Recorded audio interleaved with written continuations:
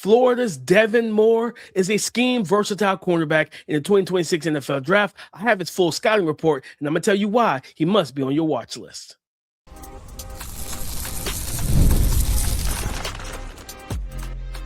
You are Locked On NFL Draft, your daily podcast covering the NFL Draft. Part of the Locked On Podcast Network, your team every day. Welcome back to the Locked On NFL Draft Podcast, your daily podcast covering your favorite draft prospects, part of the Locked On Podcast Network, your team every day. I'm Damian Parson. I'm an NFL Draft analyst for Bleacher Report. And as always, thank you for making Locked On NFL Draft your first listen of the day. And thank you for making the Locked On Podcast Network the number one sports podcast network in America. It's all because of you.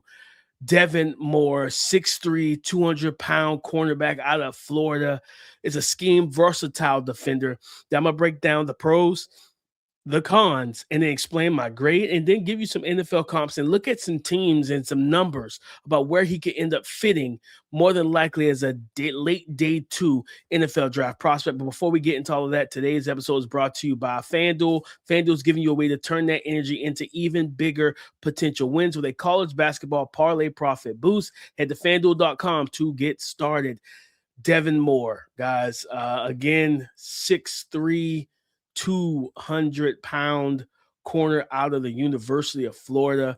And I'm going to start typically when we do, when Keith's on the show, we do these prospect profiles and scouting reports. I always ask him about A-Trade. We're starting to shake things up just a little bit, a little differently in how we're going to start these episodes. But for me, I'm going to go right into the pros. This is a big, tall, he has the size to live on the outside. He's got the length and wingspan at the cornerback position. And he kind of resembles the body type, the makeup of those Seattle Seahawks secondaries. Not just, you look at Nicky Minwari and Tariq Woolen, but even past the Seahawks defenses of past, right? The Legion of Boom with Sherman, who was 6'3", Brandon Browner, and guys of that nature, right? At the cornerback spot. And you see that size and that wingspan. He's a long-limbed athlete that makes it difficult to win contested catches when he is in tight coverage. I think press coverage is his strength and his best coverage trait, but he is scheme versatile. They used him a lot in zone, right? According to some, I think it's Summer Sports, when it pertains that he played, I believe, 74% of his snaps in zone coverage. Right. So that's just kind of like showcasing how he was utilized at the University of Florida. But don't get it twisted. He played, to me, his best ball and his best ability comes in man coverage. Right. So, yes, he played 27.6% in press coverage, 24.1% in man coverage, and 75% in zone. So they utilize him more as a zone corner. When you turn on the tape, you do see that, right? But, man, those reps, even though they were limited, those reps of Devin Moore in press coverage, they were very encouraging. I was impressed with what I saw, right? Now, could I coach up a little bit of the hand, the timing of his punches and which hand to use, make sure he doesn't lock his hip and make it more difficult to recover, to flip and turn and run, for sure, right? But I think that's just some fact of time on task. So when I look at Devin Moore, I think his like going into the NFL, I feel like he should be in more of a press coverage man-to-man scheme. He's at his best when he's able to dictate the action in the contact window, playing that bump and run coverage, being able to disrupt timing, disrupt routes. When I turned on the Tennessee tape, I wanted to see how he handled 6'4", 200-pound, 4.37, different athleticisms now, folks. So I want to go back to the combine: 6'3", 198, 31 5/8 on the arm, 9 5/8 on the hand for Devin Moore, and he ran a 4.5, 4.5 in the 40. So I just kind of wanted to highlight that he was someone that, for his size, 4.5 is still good, right? At 6'3", almost 200 pounds, even that's still a good time. But when you're seeing 6'4", 200 pounds with a 4.37, like in Chris Brazzell, it could create some more difficult issues, right? But he had some impressive reps when he was allowed to play man coverage, crowd the line of scrimmage, dictate the action, disrupt timing in any way, shape, and form that he could. And his strength, his play strength, it limited Brazel in tight coverage. There was a rep where Brazel tries to run, I believe it was a post route, and he gets hands on early, flips his hips. He's able to control his gait in terms of how quickly he has to open his hips. He's under control, and he's right in the hip pocket, stride for stride.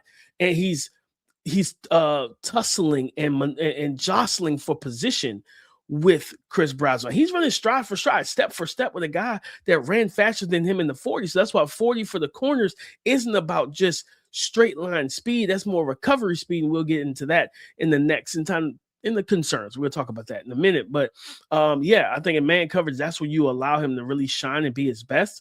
But when you could talk about his athleticism and you talk about, hey, we want to play you in off. We want to play you in zone. He uses different techniques. Backpedal. He backpedals into a side saddle bail technique when he has to play cover 3. I believe that there are flashes on film of his ability and showcasing the mental aptitude of, hey, where's the strength of our defensive coverage? Okay, well, it's middle of the field closed, right?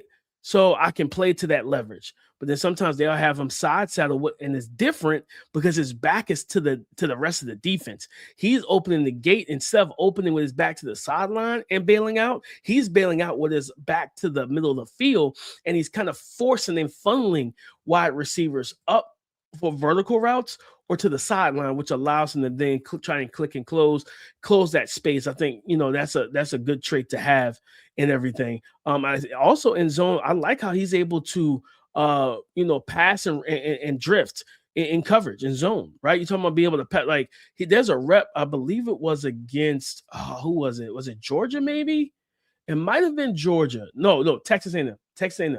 So it was a rep against Texas A&M where he's lined in man coverage, and they were running. I don't know. I can't remember if it was Casey Concepcion or Mario Craver or Bethel Roman. The other receiver. One of those receivers were running a shallow drag. He carried it for a little bit like it was man, passed it to the linebacker, and immediately got out of there and got back into the hook curl situation and was playing underneath just in case there's an out route, there's a curl route, there's a comeback route. He can steal that. He can take that. So love that ability in zone coverage as well. And again, this is a guy that when you're 6'3", you have almost 32-inch arms, the wingspan is there, all of that stuff, right? I think he, per mock draftable, he has a wingspan of 76 and 7/8. So 70%, 70th percentile on the wingspan, but he's got 98th percentile on the height, right? So I just look at him and I think, with his ball skills too. So per PFF, he has, I got the numbers for you guys today. I always have the numbers for you guys, but 2 touchdowns allowed this year, 2 interceptions, 3 PBUs. He was targeted 30 times per PFF, allowed 17 receptions for 189 yards. And he allowed roughly around 11, almost 11 even. So 11 yards per reception. Only 78 yards out of his 78 of the 189 yards he allowed were yards after catch. So he tackles. He's a force defender in the run game. He will run the alley. He closes off the edge and everything. And he uses that frame and that size to do a good job to really attack ball carriers. So when I look at Devin Moore, I understand why there was some hype for him. A little bit of hype. There was a little bit of hype. There was some, I thought I've seen some people talk about, hey, he could be a late first round pick if he tested well enough at the combine. If he came out there 6'3", 200 pounds and ran a 4.4, yeah, we're probably having a different discussion. Teams are going to look to say, what can you be coached up to do? Well, those things I can work with. I can't take a corner, stretch him to 6'3", 200 pounds and run a 4.4, 4.3 and everything. But he didn't do any of the verticals or 3-cone or anything like that. But when I look at Devin Moore, I see a scheme versatile corner. I see a guy that projects as a basically, to me, he projects as a functional starter and everything, an adequate starter in the NFL. There's an upside to him as well when you have those the height, the weight, the arm length, and everything else that he offers and brings to the table. So definitely keep your eyes out on him when the 2026 NFL draft kicks off. But guys, coming up next, Hey, we talk about the pros. I got to talk about the concerns, the cons, man. We got to talk about those things for Devin Moore coming up next. College basketball is nonstop. Big games, tight spreads, momentum swings every single night. From early tip-offs to late-night West Coast shootouts, there's always action on the board. And now FanDuel is giving you a way to turn that energy into even bigger potential wins with a college basketball parlay profit boost. You can build any college hoops parlay you want. Rivalry games, ranked matchups, whatever fits your read. You can mix spreads, totals, and player props to match how you see the slate playing out. And you can look at the odds around your favorite team if they are still in season. So go safe, go bold, ride with the team you've been following all season. It's your parlay, your style, and now with more upside behind it. So head to fanduel.com today to get started. That's fanduel.com to get started. FanDuel, play your game. Breaking down the concerns for Florida cornerback Devin Moore is what we're getting into next, but join the Everydayer Club now with the code MARCH and get your first month free. If you sign up before the NCAA tournament tips off this Thursday, you can compete against me in our men's and women's bracket pools on Discord. The winner in each will get $100 in Locked On merch. The rest of us can commiserate in the members-only chats as our brackets are blown up. And as a member of the club, you get an ad-free version of this show. Again, it's all free for 1 month with the code MARCH at LockedOnNFLDraft.supercast.com. Devin Moore, the concerns when it pertains to Devin Moore. Again, I talked about it, guys. Like, hey, running the 4.5 or anything lower than the 4 or worse than the 4.4, it's not immediately concerning when it turns out to athleticism and speed. It's more recovery and recoverability. And that's where one of the biggest concerns is if he gets beat vertical by twitchy or explosive athletes, he doesn't have that top end speed to recover, get on the high horse. Now, what you hope is that at 4.5, for all my everydayers, if you're an everydayer, thank you. If you're not an everydayer, fix it. You've heard me, for my everydayers, you've heard me talk about this multiple times. Taller, longer striding guys, so you have a guy that's 6'3", runs a 4.5. We've watched track and field, okay? For those of us who watch the Olympics every 4 years, we know for a fact that just because you have the same time speed doesn't mean you're moving or you're covering the same ground. So a guy that has 4.5 that's 6'3", 200, but he has a very long stride as a runner, he's going to eat up more grass than a 5'10" corner with 4.5 speed, and his stride lengths are more choppy, shorter in terms of how much grass and space and coverage and ground he can cover. So I think that's going to be a big thing for him is can he gear up to get that stride open and then be able to catch up because he's eating up ground, but it depends on what type of receiver he's facing. If Chris Brazel, who's a long strider with 4.3 speed, if he's at the top of, get at the top speed and everything like that, then yeah, you have yourself some concerns when it pertains to it for Devin Moore. But I think that's going to be a big thing is the recovery speed overall vertically if he gets beat quickly in the contact window. For me, it's the reactive athleticism, twitch, and burst from a flat-footed stance. I don't see an explosive downhill athlete, right? I think he's a good and functional athlete. I just don't believe this is a guy that you say, hey, I'm going to play you 7 yards off consistently. You're going to trigger from a flat-footed stance, be able to read, diagnose, and get out of the gate. You know what I mean? Like the Kentucky Derby, get out the gate and get that. And that's a pick six. I don't know if not from that distance, 7 to 10 yards. Maybe you say 5 yards. Cool. If that guy runs a quick little 3-yard hitch. But outside of that, I think it creates some issues where he just doesn't have the juice downhill and the twitch and the burst to be able to cover ground in such a quick manner and everything. Also, with him being 6'3", and being a tall corner, right? What did Mark Drafter will have his height at 98th percentile? Yeah, there's some legginess in terms of his stop-start transitions and the struggle to come to a sudden stop on versus curls, hitches, and comeback routes, even some of the double moves as well, right? So when I look at that, like, when you're playing off coverage and you get a guy who knows how to sell that stop and go, if Devin Moore stops his feet, he's going to be beaten in that situation, because if that guy gears up quickly out of the stop, right, when he sinks his hips and chops his feet, and if he can get out of there quickly, it's going to be hard for him. Even though I believe that Devin Moore has fluid hips for a 6'3" guy, it's still the transitions aren't as crisp or as smooth or as instantaneous as it would be for a shorter corner to flip his hips, turn, and get back in the phase. This is a guy I want. Like I said, when he faced Chris Brazzell in press coverage and he's able to be in phase and dictate the action, he was at his best.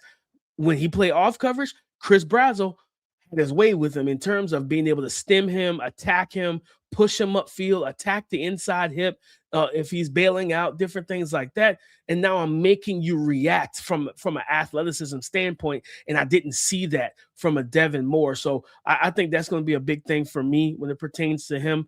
And then it's the injuries too, guys. Missed games in 2022, 2023, and 2024 due to injuries. He only started in 4 seasons as a collegiate athlete. He only has 17 starts. So that leads to some rawness, in my opinion, from a mental aspect and an instinctual aspect. I think that this is a young man that still has some things that he can learn, right? Even though, he's 22, I think he's 22, he'll be 23 sometime later this year.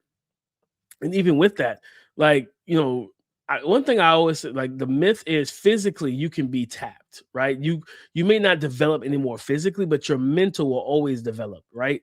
And we've seen that from quarterbacks like Drew Brees, Tom Brady, Peyton Manning, all those guys. Pat Mahomes. But Pat Mahomes said early in his year he wasn't even reading defenses. I think, if I remember correctly, he was on the shop, that barbershop show with LeBron James and all of them. And I'm pretty sure he said this was probably like after year 2 or 3 in the league, and he said he wasn't reading defenses post snap. He was just out there playing ball, which is terrifying, because you know how it started how the beginning of his career began, and it started on fire and Super Bowls and playoff wins and appearances. So overall, like, mentally, you can always develop, right? Like, you can always grow and get better, watch film, be smarter, be more of a student of the game. You can always do that.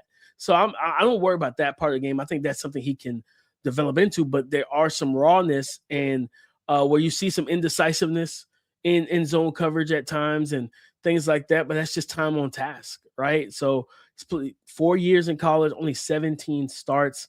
That's a low number, right? And we talk about 25 being for quarterbacks. You want quarterbacks to see everything. Truthfully, we need to have that same discussion about wide receivers and corners and offensive linemen. Blake Miller from Clemson, I think, has 54 starts in his career. He talked about at the combine how that he's seen everything, different, all the different alignments, all the different front 7 looks, things like that. So starts are not just hey, we want a quarterback to have starts and a lot of starts. I want corners and every other position. If that's the case, have it blanket across the board, because you want these guys to have enough starts that they see different things to where they're not shell shocked when they get to the NFL level. But guys, that's the concerns, right? The reactive athleticism, twitch and burst, the leggy transitions and lack of fluidity and suddenness as a mover, and the stop-start ability, the injuries and the rawness that stems from it. But coming up next, I'm going to give you my grade, right? I'm going to give you my grade for Devin Moore, give you an NFL comp for Devin Moore, but then also talk about some teams. I got some numbers. Talk about some teams that might fit what he does best. Coming up next. It's tax time. But for a lot of us, the old way of doing taxes is a lot. Trying to book an appointment that's not the most convenient, sitting in a waiting room with a stack of papers, emailing back and forth and wondering if they really get your situation. But this year, you're getting a major upgrade. Intuit TurboTax now has in-person locations nationwide.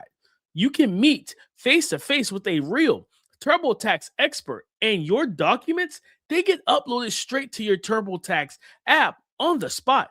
And just like that, you're done. Your TurboTax expert works to get you every dollar you deserve, while you get real-time notifications as you go on about your day. It's the relief of walking in and meeting a real person and walking out knowing your taxes are being handled Right. So head to turbotax.com/local to find a store near you and book your appointment. Thank you for making Locked On NFL Draft your first listen of the day. And thank you for making Locked On Podcast Network the number one sports podcast network in America. It's all because of you. Explaining the grade and NFL comps for star corner or cornerback for the Florida Gators, Devin Moore, 6'3", 200 pounds. I gave him a 7.0, which is over at Bleach Report with our grading scale. It is a high-level backup starter upside. I believe that with a guy like Devin Moore, with his height, his frame, the wingspan and length of his arms, he creates a matchup situation where against bigger wide receivers, you feel good about that, right? I think he's a guy that you bring in. Again, being a player that only has started 17 games in 4 seasons and that rawness that I believe is there, I think this is a guy you draft and you develop. If you already have number 1 and number 2 corner right now, but let's say somebody is coming up on a contract situation, I think Devin Moore has that ability to be a starting corner, a cornerback 2, 3 in a sense. Maybe not a 1, but a good cornerback 2 to cornerback 3 for sure that can step in, especially facing teams that want to go to 11 personnel, some 10 personnel, different things of that nature. I think that makes a ton of sense for me, honestly. And we're talking about a comp. I go to a guy who's had a pretty solid career, and I'm pulling up his numbers and everything, statistics, measurements rather on Mock Draftable, and that's Benjamin St-Juste. Benjamin St-Juste came in at 6'3" and a quarter, 202 pounds. Again, Devin Moore 6'3" and well, honestly, they're the exact same height, 6'3" and a quarter. He came in at 198. You had 78 and 5/8 on the wingspan for Benjamin St-Juste with an arm length of 32 and 5/8. Then for Devin Moore, you have a wingspan of 76 7/8 and a arm length of 31 and 5/8. So very identical in terms of everything. Devin Moore ran the 4.5, and then Benjamin St-Juste ran the 4.55. So I think when you look at these two guys, I think they're similar in terms of how they win, dictating the action. Both can play zone coverage. Both could play man, and I think they both have been better in man, especially St-Juste, in terms of being able to dictate the action, things of that nature.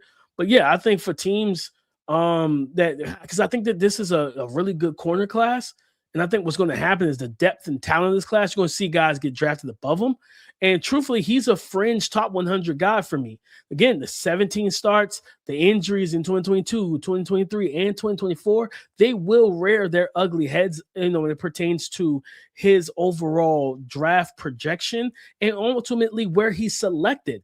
But you think about this guy playing not just man coverage, but you can do a mixture of zone coverages. You want to run cover 6, he's that hook curl or curl a flat defender, he absolutely can do that. You want to run cover 3 and side saddle and bail technique, he can do that. I think this is a guy with a smooth for a big corner and tall corner. He has a smooth back pedal. I like that with him. You can run some cover 4 with him. You can play press man, but also you're talking about playing that dealing with smash concept and playing that cover 2 corner that has the high-low reads and being able trying to layer a football over the top of 6'3" with 31, almost 32-inch arms for Devin Moore. That's got to be a difficult task for a quarterback. So there's upside there. I think this is a guy that, if anyone felt like he was a day 2 prospect, or a second round prospect rather, I'm not mad at you for it, right? Because again, even with a 4.5 flat at 6'3", 200 pounds, that's a good time. Right. So he's got it. To me, I think you're either going to play him in zone, you're going to mix it up. Right. And I said I was going to throw out some teams. So let's also Sharp Football Analysis, right? .com, sharpfootballanalysis.com. Looking at NFL coverages. The in 2025, they have the Browns as the highest man percentage rate in the NFL at 43.4, right? It doesn't go over 44%. Teams are living in zone, right? So you go to the Panthers with the highest rated team and the Chargers, both with the highest rated zone rate teams with 83.1 and 81.3%, for both teams. So you're talking about Jesse Minter going to Baltimore, you might see more zone coverage there, right? The Browns were the team with the lowest amount of zone, and that was 53%. So teams are living in zone coverage, especially early on. So I could see a team, the Seahawks at 80.4. You lose Tariq Woolen to the Philadelphia Eagles. Do you try and replace him with a guy like Devin Moore, another 6'3"? He's not the same level athlete. I believe Tariq Woolen ran the sub 4.4s. Not the same caliber athlete, but a tall, long body corner. Heck, with Evero there in Carolina, does Carolina say, let's go get us a corner in round 3 and add Devin Moore to Mike Jackson, who's there, and to J.C. Horn, right? Especially with, honestly, the injury history J.C. Horn has had. Luckily, he's been healthy. I think the last 2 years, he's gotten paid. One of my favorite corners to watch in the league, right? So, heck, if the Rams dare say, you know what, we want to go and get us another corner, all right? Like we want to let Trent McDuffie man the slot sometimes. Well, you know what? You can do that because they lost Kobe Durant to the Giants, maybe? I think to the Giants or the Cowboys. I think Kobe Durant went to the Cowboys via free agency. The Rams could wait to day 2, maybe early day 3, and select a Devin Moore. I think there's teams that make sense here based off of these numbers. Now, what I'll do is I'll share this link in the description and everything for those who want to look at it on audio side, because I believe it is free. I've not purchased anything. I just was able to find it and some good information here. And on YouTube, those watching on YouTube, I'll put it in the comment section so you can go check and see what coverages your team ran. They have man rate, zone rate, middle of the field close rate, and middle of the field open rate. I love it, right? And you can change it from highest to lowest and everything. Love that, man. So I think there's some teams that absolutely make a lot of sense when it pertains to a corner like Devin Moore and everything, and teams that want to just add some size to the cornerback room, some physicality, some toughness, some press man ability. He gives you both of best of both worlds in that regard. But guys, that's the show. Breaking down Devin Moore, cornerback out of Florida, breaking down his 2026 NFL scouting report, explaining the grade and the NFL comps, and even some teams that might be good fits for him. Talked about the pros, talked about the cons. But as always, guys, go subscribe and follow for free on YouTube, wherever you listen to podcasts, to get the latest episode as soon as it is available. Thank you for making Locked On NFL Draft your first listen today and every day. Shout out for being our everydayers. On tomorrow's show, guys, we are breaking down cornerback, not Jamar McCoy. We did that today, right? That was the first show of the day.